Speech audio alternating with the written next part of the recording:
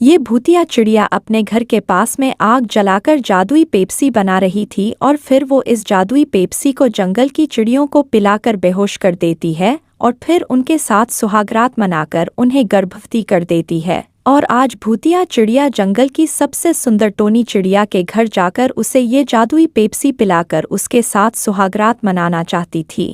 तो फिर वो थोड़ी देर में टोनी चिड़िया के घर पर जादुई पेप्सी का एक गिलास लेकर आ जाती है और फिर टोनी चिड़िया को चाउमीन खाता देख बोली, ओ प्यारी टोनी चिड़िया, मैं इस जंगल की भूतिया चिड़िया हूँ और तुमने तो अभी अभी एक फुल प्लेट चाउमीन तो खा ली है, लेकिन तुम्हें चाउमीन खाकर प्यास लगी होगी, इसलिए मैं तुम्हारे लिए अपने घर से ठंडी ठंडी पेप्सी पीने के लिए लाया हूँ। भूतिया चिड़िया, तुम सही कर रही हो क्योंकि मैंने अभी अभी चाउमीन खाई है, इसलिए मुझे बहुत तेज प्यास लगी हुई है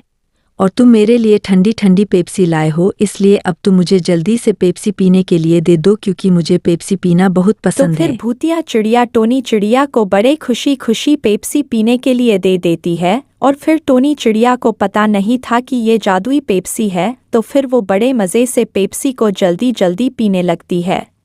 तो फिर पेप्सी पीने के बाद टोनी चिड़िया बेहोश होकर अपने बेड पर गिर जाती है और फिर भूतिया चिड़िया टोनी चिड़िया के साथ सुहागरात मनाने वाला था, लेकिन तभी उधर टोनी चिड़िया का पति टुन्नू चिड़िया आ जाता है और फिर वो बोला, ओ भूतिया चिड़िया, तुमने मेरी पत्नी टोनी चिड़िया को जादुई पेप्सी पिलाकर बेहोश क्यों कर दिया है?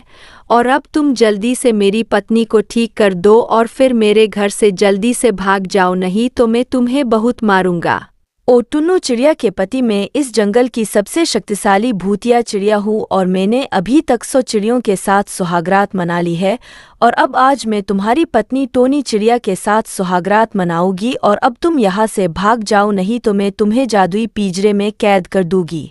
और फिर भूतिया चिड़िया की बात को सुनकर टुन्नू चिड़िया उधर से नहीं भागता है, तो फिर भूतिया चिड़िया उसे अपने जादुई पिंजरे में बंद कर देता है और फिर उसकी पत्नी टोनी चिड़िया को बेड से उठाकर उधर से भगा ले जाता है। और भूतिया चिड़िया टोनी चिड़िया को एक झोपड़ी के पास ले आता है और फिर उसे एक बेड पर लेटा देता है और फिर उधर रात हो जाती है। तो फिर भूतिया चिड़िया टोनी चिड़िया के पास सुहागरात मनाने के लिए चला जाता है और जब अगली सुबह टोनी चिड़िया होश में आती है तो फिर वो गर्भवती होती है। तो फिर भूतिया चिड़िया बोली,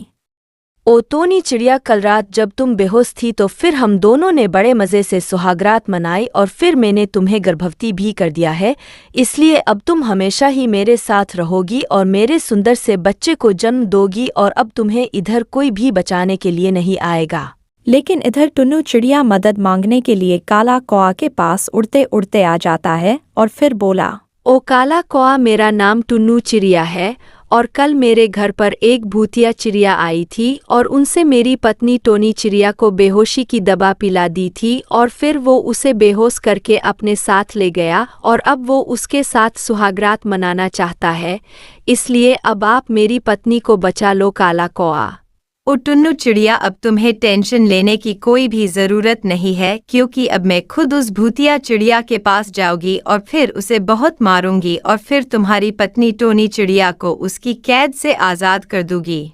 और फिर काला कौआ जल्दी से उड़ते उड़ते भूतिया चिड़िया के पास पहुंच जाता है और फिर वो बोला, ये भूतिया चिड़िया, मैं यहाँ पर टोनी चिड़िया को लेने के लिए आया हूँ और तुमने टोनी चिड़िया को जबरदस्ती गर्भवती कर दिया है, जिसकी सज़ा तुम्हें ज़रूर मिलेगी और अब तुम टोनी चिड़िया को मुझे दे दो, नहीं तो मैं तुम्हें बहुत मारूंगा। ओ काला कौआ, मैं तुम्हारी धमकियों से नहीं डरता हूँ और अब मैं इस टोनी चिड़िया के साथ हर रोज़ सुहागरात मनाऊंगा और फिर वो रोज़ एक बच्चे को जन्म देगी और अब तुम जल्दी से भाग जाओ, नहीं तो मैं तुम्हें जादुई पिंजरे में कैद कर दूंगा। तो फिर यह सब सुनकर काला कौआ को बहुत तेज गुस्सा आ जाता है। तो फिर वो भूतिया चिड़िया को बहुत तेज घुमा घुमा कर मारती है और फिर नीचे फेंक देती है और फिर टोनी चिड़िया को लेकर अपने घर चली जाती है।